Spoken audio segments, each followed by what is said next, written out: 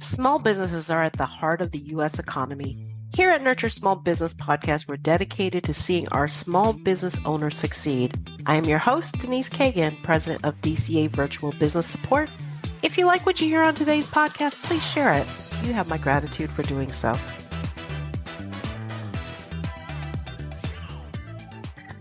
Most people don't know exactly how habits work. I mean, the psychology about why they do something time and time again without even thinking about it. To change one's habitual behavior and thoughts about those behaviors, one often needs guidance, consideration, and effort. Well, today I have the great fortune of having two guests who are experts in their fields, respectively, and they teach companies, the workforce, the people who do the work for us as business owners, how to navigate habits around physical wellness and financial wellness. Welcome to the show, Elizabeth Cullen, Ms. Fit One Life. Oh, good gracious. Ms. Fit One Lifestyles and Wow. Jackie Cook, Heart, Soul, Money. Did I say it backwards? Yeah, that's right. Heart and soul of money. Heart and Soul of Money. Okay. So for our guests who don't know, Elizabeth is also a podcast host. I'm just going to throw that out there. All right. So I talked about the psychology behind these habits as I was introducing you. Let's start by each of you telling me just a little bit more about what you do. Jackie, do you want to go first? Love to go first. And what I do is I help people understand their relationship with money. And when you think about this, we get jobs. We get jobs to work, earn money, but we're just focused on the earning of it and not what that money represents. And I found that in years spent in a car working with sales reps, we talked a lot about money. And I saw that relationship between our work and what we were earning.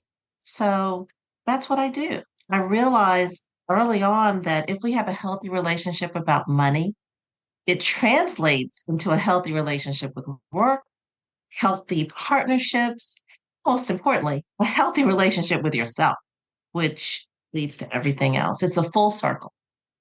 And Elizabeth, you're all about the whole wellness.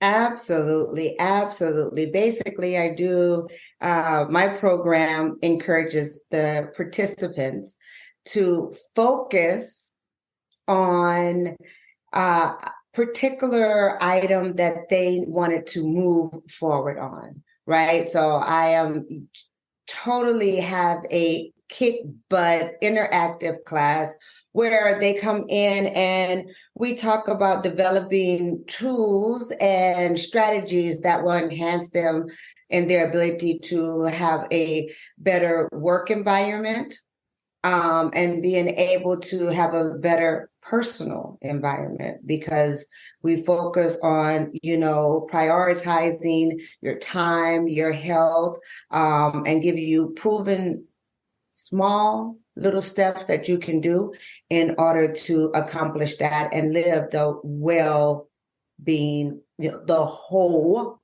being wellness life. Okay, so it's all about wellness today and how those habits drive things relating to money and relating to relationships and health. So tell me, Jackie, some of the things that you see that the people that you work with might be doing that there's sort of subconsciously, it's in their subconscious. It's not at the front. They don't recognize it. Oh, it's a great question, Denise. I ran into somebody who I used to work with. He reported to me and he said, "You're the right person to see." I'm like, well, tell me more. And he is working with a company that has a pension. He came back, he had left. He came back, pension was reinstated. They picked up with his 401k right where he was. But he had been offered a new position with another company. And he was just looking at the dollars. And he's like, I asked, well, how much? And it's pretty significant, but it came down to, it wasn't just the number. And what I see that most people look at is, how much am I making? If I make more, But what happens when they start making more, their life escalates to that more. So Mhm. it's just an endless treadmill. They never get ahead. So part of that is we believe the biggest habit is we just want more. It's very American. More money. I just need more money without understanding what that more really means. And the feelings and the thoughts and the values behind that. So just encourage people to let's dig a little bit more into that. It's not just the number or the acquisition of it. There's more, there are feelings and self-worth. So Mhm. that has to be explored so that you can really make good decisions that are reflective of the life that you want to have. Perfect. And Elizabeth, what about you? Repeat the question, please. What kind of habits do you see that people are coming to you with that they really need to, work on breaking them and changing their thoughts around their wellness? Okay, I remember now. Thank you very much. Thank you. Yes, yes, yes. So what it is, a lot of times I look at it as wellness as a iceberg, right? And people tend to look in the mirror and they see they're gaining weight, or that's usually the big indicator. Right? They just don't like what they see in the mirror, bags under their eyes or whatever it may be. But that's just the tip of the iceberg. So they say, oh, the second layer is, change your lifestyle and do all these. Okay, pretty much America has flooded us with that. Eat well, exercise, all those. So they're down for those things. But after those two levels that you can see, it gets deep, deep, deep, deep under the ocean, right? That's what really is the part that will really sink a ship. Because at the bottom layers of that is your cultural, your value. Like you were saying, Jackie, it's about what they want more of, what this. So we discover what is really driving you. And a lot of times when corporations come in, they are talking about one's performance or lack of performance. And that, again, is the tip of the iceberg. What is going on underneath?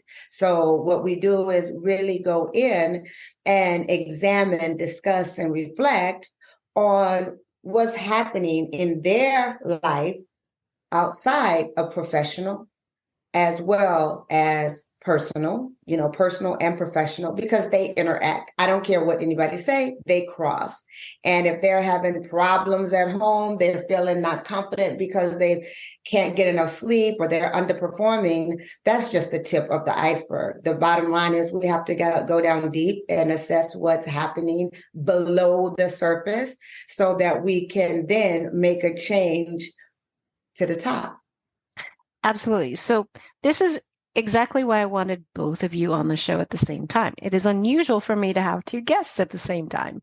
However, both of you present options for group training to companies and businesses in which you help improve the lives of their people, which also increases loyalty, performance, health, among their workers.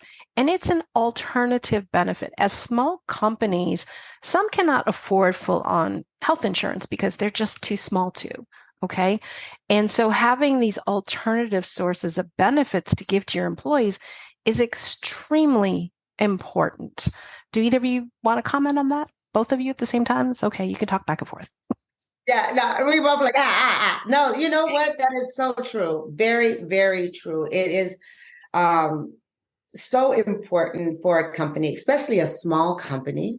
The big companies, they pretty much get it. They understand that the value that is being put in it does determine the environment. But small companies are just trying to make it. They're just like, listen, I'm trying to make money. I need y'all to try to make money. We all need to swim here. But the value is the more you put in to your small business, especially your employees, the more that they can put out for you. It'll be a better work environment for everyone. You, as the owner, would feel a lot better knowing that your employee is getting enough sleep, as not going home. I don't know if I could say that on yours, but We'll bleep it.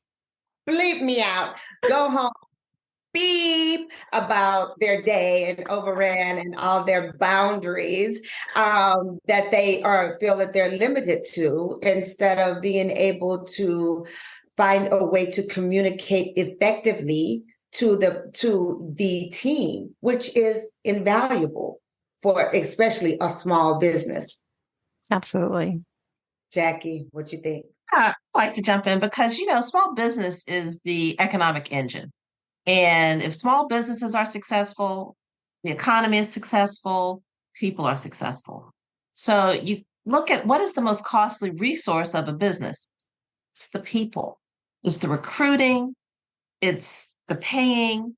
So you want to take care of that valuable resource. And when people come to work, as Elizabeth said, they bring themselves to work. So if your self is healthy, physically, mentally, and they're coming to work for the financial help, then you're going to be at an advantage. So one of the things companies want to access is that discretionary behavior, that part, that piece that keeps people connected to the company where they're performing outside of their job description. I mean, in addition to their job description, they're giving you more. So with pay, you look at, I'm paying you for the performance. But if you are interested in my total well-being, and you think about it, when a person first starts working and you're presenting that financial package, they're giving you a whole lot of forms when you get there. And you're like, so if your employees better understood that financial package, and you're making sure that they understand that financial package, not just the what, like you have a 401k, but really, what does a 401k represent? It's more than your retirement. It's really your financial future. And me as your employer, I want to make sure that you get that. And I'm going to teach you that. That is what the opportunity for small business is, looking at that whole thing, because the discretionary behavior, that's the profit margin right there. That's that employee staying. So, there's a cost to hiring new people. You just hit on it. You really just hit on it. When there is employee turnover and because of they're not happy there, they get a better job offer. They don't always take into consideration, what am I leaving behind? The example you gave with the fellow with the pension, he did apparently. But a lot of people. Well, I told him. Oh, okay. So he was smart. He came to the expert, and you laid it out. Okay. So, but here's the thing. If you invest in your employees, like Elizabeth said, you get a return on investment, and it may not be exactly dollar signs, but it is a whole lot of other things. I have team members who literally talk to our clients and consult them, and the next thing I know, they're adding services on. Elizabeth, you know anybody that does that? No, I think that is me. That is me. Not just you, actually, but yes, you are one of them. So, I have team members that are loyal because we invest in their future. And I do believe that providing these alternative benefits within a company can help.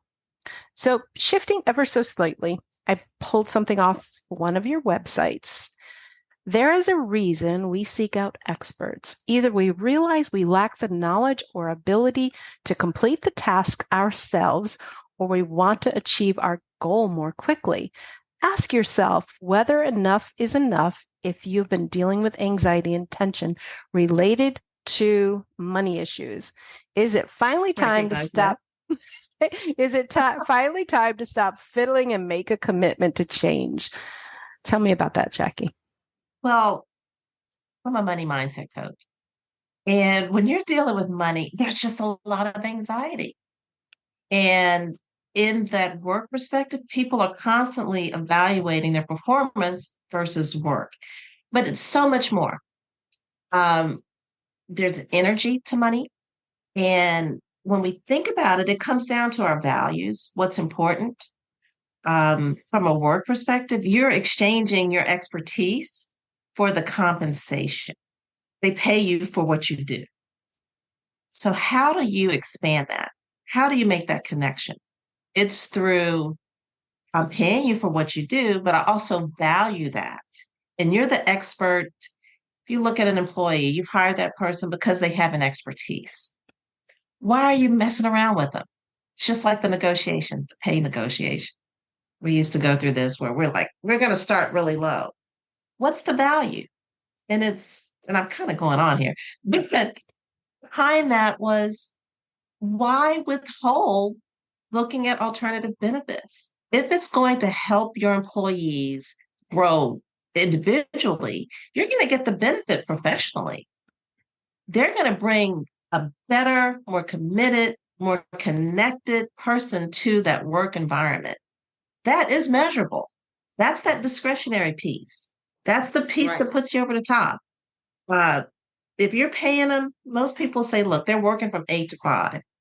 When I was committed and then that corporate environment, I worked a lot and I loved it because it was filling me up. I had a boss that was giving me some other stuff other than here's the job, do this, and I will give you a check. It became more of my personal fabric, actually. My job was an extension of who I was, and it was an expression of who I was.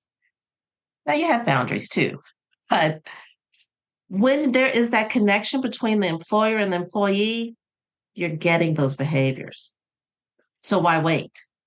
Absolutely. Your employee is the expert in that area. That's why you hired them. Recognize that.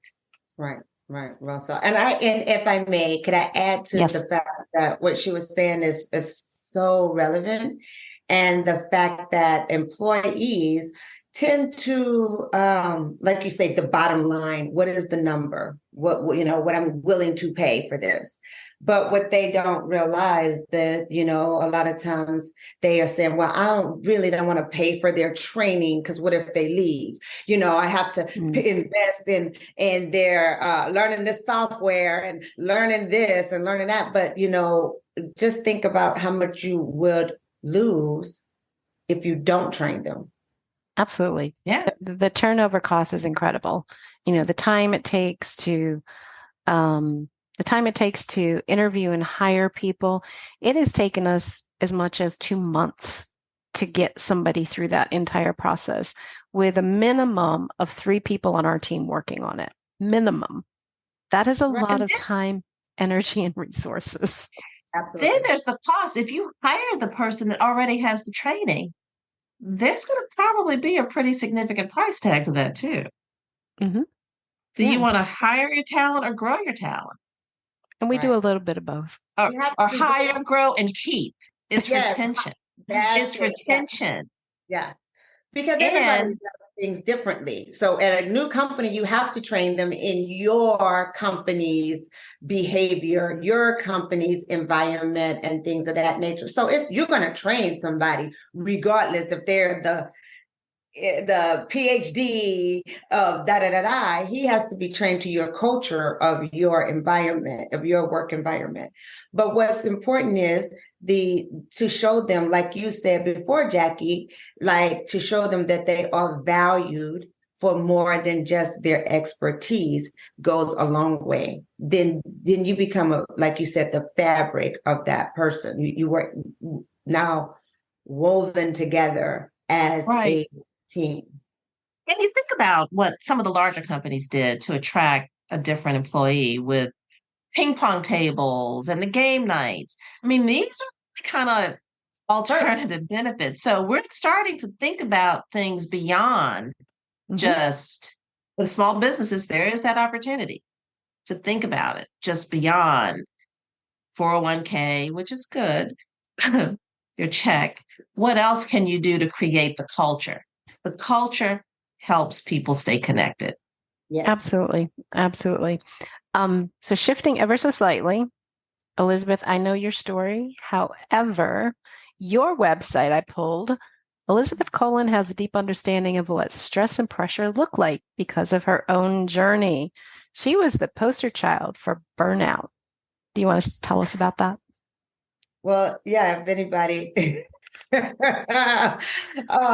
knew me back then, I was uber successful. I mean, money just was attracted to me. And money is attracted to me. I'm never going to say was, but it is attracted to me. But then I paid the price for that because I was ultimately, like you said, the poster child for burnout. I was like almost 300 pounds. When I weighed in, I was probably like 257 something pounds. And I was just morbidly obese, very unhealthy, but I was well paid. I was rich, right? Like, yeah, I make money, but it don't matter if you are unhealthy. So that's why I was truly the poster child, because I focused on making that money and doing whatever it took to get that cash versus taken time to really pour into me. And so that is exactly why I am here, because I've lost 100 and over 117 pounds and have maintained for wow, almost 16 years now. So I went from a size 24 to a 000, and I've been there ever since. And it is because I have implemented the tools that I have learned, that I have never gained it back. And again, it wasn't the weight, right? That was just the tip of the iceberg. It wasn't really that, because eating and exercising is just a small part of wellness. Wellness is what we hear, what we see, what we watch on TV, which we listen to on the radio, as just as valuable as what we put in our mouth and how we move our body. So our environment is really connected to our wellness. So people, when they ask me if I exercise, I say, I play with my 3-year-old granddaughters. Does that count? And they're like, yes, because she has so much energy. So I have one too. I get it. Yeah. Yeah. So your two areas, and what you just said, I imagine resonates with Jackie. I'm just kind of It thinking. does. It does. Yeah, the look on my face is, you know, we pursue things because we think we're supposed to, and earning money is one of those things. And it's more than that. It's about having a full life. And a lot of times our behaviors, like you said, Elizabeth, this is the tip of the iceberg. Our behaviors are giving us clues to what's happening internally. So it may be overeating. It may be overspending. It may be just, you have to have the latest, greatest thing. So a part of that is what's happening to calm your nervous system. You're working really hard and you're getting really anxious, and hey, I'm going to go buy that bag. I'm going to reward myself. So that is, that can become dysfunctional after a certain point. And it is recognizing, how do you really want to feel? What's your go-to emotion? When you feel stressed, what do you do? And can you change that? So the two are so connected, because work can be stressful, and we do develop, there is there is a possibility or an opportunity for us to develop bad habits that are associated with work. When you're stressed, your boss is telling you have a deadline, maybe you will have that extra donut, or, A glass of wine. as you know, or that glass of wine. Oh, yes, that glass of wine. Used, I used to, before my major meetings and presentations, I'd always go out and buy a new outfit. And it wasn't until, and I had a closet full. I'd buy the same outfit over and over again, same black pants, same shoes, same jacket. And I realized it wasn't the outfit that I was buying. I was nervous. I had a presentation. And the act of buying that outfit calmed me down. The act of having a new outfit made me feel confident.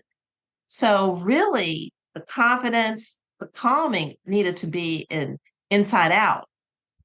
The outfit didn't call me. So how do you teach the participants in your courses how to change these habits? Focus on discernment. Like I made the realization it wasn't the outfit that I needed. I needed to do some mindfulness. Had some tools. I developed tools to help me first to recognize what was going on. Also tools to help me understand, where did that story come from? We're bombarded with retail therapy. We're bombarded with this whole advertising, this notion of you had a bad day, have a drink. We are inundated with you deserve it. Take that trip and pay over time. You know, so we're surrounded by this. And what happens, you start getting deeper and deeper and deeper, like Elizabeth said, but you're getting deeper, deeper, deeper into debt or financial instability or a lack of savings. Not because you're not making the money, but because you haven't learned, well, the discernment's not there. You haven't learned your story. Don't necessarily understand your reaction to stress and pressure. And it's validated by all the things in the environment. So I help people, what they walk away with anything else is the recognition, the discernment of, oh, I'm anxious, not I need a new outfit. They can tell the difference in the anxiety. I was just talking to a client who had a successful event. I mean, great event, new contacts. And I asked her how she felt. She was feeling eager and anxious, which are two emotions that are kind of close. Anxiety is one of fear, of restriction. Eagerness was expansion. And so I helped her determine which one was she feeling. And it was really eagerness. But she was going to her go-to of anxiousness, which was shutting down everything else. Your So go-to, the it's habits. habits, conditioned response, habits. Mm-hmm. Elizabeth, what can you add? I want to add to that because it's the exact same way. I love when you say first of all, it's awareness, because a lot of time we're not even aware. We all have habits, period. It's just determining if they are healthy or harmful, right? And when people say, I just don't have the discipline, you have the discipline because you are disciplined enough to go to find a special restaurant you want to go to. You're disciplined enough to say, I'm going to go get a new outfit. You are disciplined enough to go about what you want. So I don't want to hear you're not disciplined enough, because everybody has how many of us have actually said, listen, my go-to was Church's Chicken. I was disciplined enough to find a Church's Chicken wherever I was. I will find it, drive around. I know it's a church. That's discipline, right? If I want a hamburger, I know I can find I know there's a Big Mac or a Burger King or something around. That's discipline. We all have discipline. And it's just the fact of, is it helppful or is it harmful? And Absolutely. that is where we have to have the awareness and say, oh, wait, whoa, whoa, what's going on here, right? Because those cues are always there. I love it, Jackie, where you say, when you're going to go do a new presentation, you would buy a new outfit. That's the cue. We all get cues. We've been having cues our whole life. The bell rings when we in school. Ring. Oh, it's time for class. That second bell, you're late. I mean, they were giving us clues our whole life growing up, right? Brush your teeth, take your bath. Oh, it's time to go to bed. We had those cues built in. Then we become an adult. What cues are there? Stuff that we have to set in place ourselves. So our cues that we have, because we need them. Either we're going to hold on to them from our cultural norms, what we get off of TV, Like you said, I had a bad day. Let me have something to drink. I got to look fly. We're going to get those cues from somewhere. And we definitely live off of those cues. So I teach people how to use those cues for your betterment, for you to move forward. Perfect. So I want each of you to tell me about what your next corporate program is or what is upcoming for us. Who wants to go first? Go, Jackie. Yes. My next corporate program is for new employees in the onboarding process. So what I'm offering is let's understand your relationship with money and where this new job is going to take you and how to plan for the future. So it's really looking at relationship, how to really effectively use the corporate benefits if there's 401k savings, what it means. So there is a financial literacy piece, but there's also that emotional component, how to recognize the cues and replace this with a positive behavior. That is powerful. So I'm going to get to you, Elizabeth. Hang on. Being a very operations-minded person, businesses need to budget for this. Give me a ballpark what they would need to budget. Gosh. I know you didn't expect me to ask that.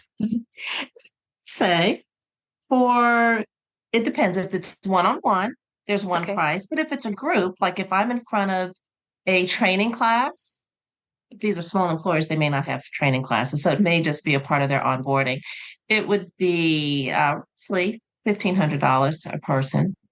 Okay. All right. Fair enough. And Elizabeth, tell me what's coming up for you. Oh, that's cool. That's good. I like that, Jackie. I like your plan. That's going to be amazing. Okay, so when I hire more people, you're definitely going to be on my onboarding. What? Yeah, I've got to do that for sure.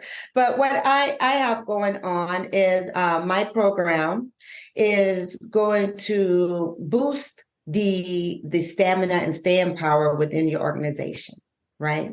So I'm going to, and mine is virtual. I offer 2 hours virtual or in person. And I like it to be a group of 10. Not a huge group because it's very personalized. And we wanted to give them a space that they can feel safe and examine, discuss, and reflect on why they're definitely there so that they can learn the tools that they can adapt and adjust and implement it into their company. So basically, what I'm offering is when you want to prioritize your time management, you making sure that you can work within the parameters that is asked of you, learning the mindset and outcomes, the difference between thriving and managing, that red flags, all those abilities that we have within us that we need to learn how to set realistic boundaries so that we can be successful in our professional. Because bottom line, when you offer it as, I want you to be a better person, that's like, how that's going to make me money. Right? As a business owner, yes, we are focused on ROI. Right. That is it. And I offer ROIs. I give you a plan of the exactly where you started from, and you have an ROI of your investment. And it's important because it is all about the bottom line for so many small business owners. And I do offer that. And I recognize that because that is me. That is I want to know, like, wait a minute, what am I getting back on this? Like, how is this going to show me? So I do offer my corporations a return on investment. And it's important that they understand that chronic stress and mental illness and adaptability with the demands and all the resources out there is imperative to your employer and your success of your business. So sign me up, Elizabeth. So Can you give me a price range? I know that it may not be like a one price for all. So can you give me a price range of your programs? Yeah, so usually my programs start from anywhere from $3,500, and that's for a group of 10. So Okay. mine, like, give me a group of 10, 2 hours, and we'll get in there. That's the starting point. Okay, that's perfect. And that's helpful for our business owners. As you both mentioned, we think about what is the return on investment? What is the initial investment that we need to make? And that's how smart business owners do run their business. Um, by the way, have you guys ever thought about working together and doing something collaborative? What do you think? I think all three of us, we all have exactly what each of us needs. You Yeah. know what that translates into is more successful businesses. I mean, this is really, it's about the people. And if we can improve just the environment for our employees, what is that ROI going to be? Right. And I tell you, I have it all out. I do make a report. I meet with the corporate, the owner or the hiring manager who is calling me in for this and say, okay, what are we doing? We do the assessments of what is the issues, and it's just really important to understand that being a coach, right? Because I am a certified professional life coach that specializes in wellness.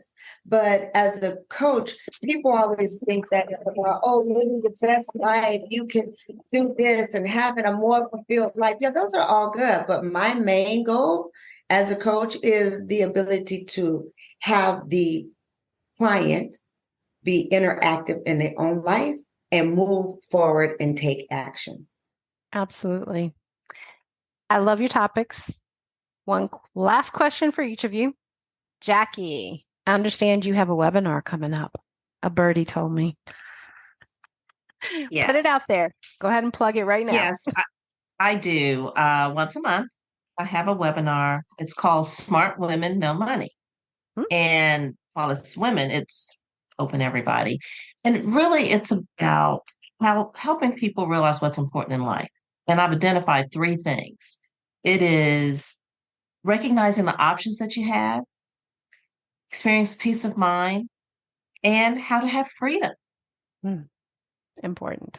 Because that's after all of my years of working with people, connecting, it comes down to those three things. That's what really brings us joy. That's the value. And that's where we're trying to get to. When is your next one? And my next one is let me see, August 16th Okay. at Perfect. 6:30 Eastern time. And should I say how you can find it? Yes. Well, you can go to my website. There is a registration called Smart Women Know Money, KNOW.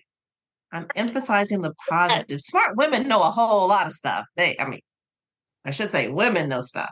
But smart women know money. Okay. And that's where we start. Perfect. And Elizabeth, what do you have going on? Oh, I have things going on. I have, I do a virtual class, and it meets once a week for 12 weeks. It's 6 modules plus six interactive, was where we go deep in the whole dimensions of wellness. And that's called Leaders Developing Healthy Habits.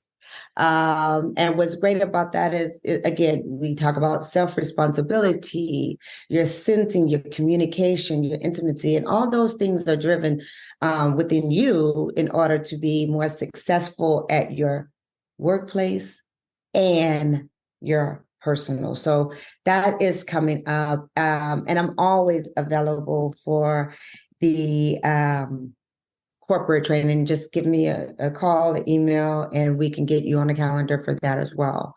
But the thing that you can start right away, and it's my classes is driven, made for, designed, and created for entrepreneurs, executives, CEOs, those women, boss babes who are kicking butt and, competing in the big boy world, women living out loud. And learning to be able to hang with the big boys and still keep our energy up and make sure, because we're so many things, Mm-hmm. start at the end of August. It's 12 weeks, and you could find that information. And it's the last time that it's going to be charged. This is crazy, because this is the last time it's going to be offered at this low price. So if I was you, this would be the one to get into. And it's misfit1.com, MSFITONE.com. And it's absolutely life-changing. And it's once a week for 3 months. It's every Thursday, just in case you're looking at your calendar, from 12 to 1. Eastern time. Eastern time, because we do it for our lunch. But it is definitely a life-changing program. Perfect. So before we sign off for the day, is there anything else either of you would like to add? Just want to add one quick thing is, my company is Misfit One Lifestyles, right? And I believe in living fit. And when I say living fit, it's focus plus intention equals transformation. And that is my fit formula. And I believe you can use that as same for your finances, as Jackie said before, being able to recognize how you are able to recognize, wait a minute, like I'm buying a new outfit every time. And then you focused on that, you changed that, and you transformed your wallets because you were saving money. You know what I'm saying? So I really believe that in order to live fit, you have to have someone that is willing to walk with you on this journey and give you the tools that you need, that you can implement immediately, and start living the best that you know you could do. Not just the best we want to do, because we want to do all kind of stuff, but what you could do. Anything to add, Jackie? I would. You know, money is one of those things we don't talk about. There's a lot of shame, fear, and guilt associated with it. And what I just want to leave people with is you make the money. Money doesn't make you. And you have it within your grasp, your ability to define how you want to be, how you want to live, irrespective of the money. And what I do is really help people recognize those options, taking money out of the equation, to recognize their options, experience the freedom and the joy in life, and also have peace of mind. And that comes from understanding the money story, how money is really serving you versus you serving the money and trying to get it. So I talk about and support those uncomfortable conversations and help us get and develop that new relationship. It's like it's a new partner, and we want to get to know it, be intimate with it, revere it, and be able to face it every day with a sense of respect and put it in its right value, in its right place. You both have been amazing guests. I am looking forward to hearing more about the different companies that you work with and how successful your corporate programs are. I'm very excited for you. I will make sure that all of your links to your websites and what you just talked about are in the show notes as well. And thank you again for being Can I here add today. one more thing that I'm Of really excited course. about? I'm so excited. I am presenting a paper at the Financial Therapy Association meeting. I'm going to be one of the speakers in Charlotte. So I just found that out. Um, yeah, I just found that out last week. So I'm a Excellent. featured speaker. Financial Therapy Association. There's the Didn't know Financial there was Therapy one. Association. It's financial therapy is really a relatively new concept. started in 2008, the academics recognized that money was more than just financial planning, that there really was a whole emotional component to it. And much like family therapy, there's a program designed financial therapy, which is very similar. And the association formed in 2008, and this is their national meeting, and I'll be a presenter. Congratulations. I'm excited. Thank you. Send me a link to that. I'll make sure that goes in the show notes as well. I will. All right. Thank you so much. Thank you for Bye. having me. Thank you for joining me for today's Nurture Small Business podcast, where the focus is on business growth through technology, leadership, and people strategies. Do you have an idea for a podcast or feedback you'd like to share with me? Send me a note through my website at dcavirtual.com/contact.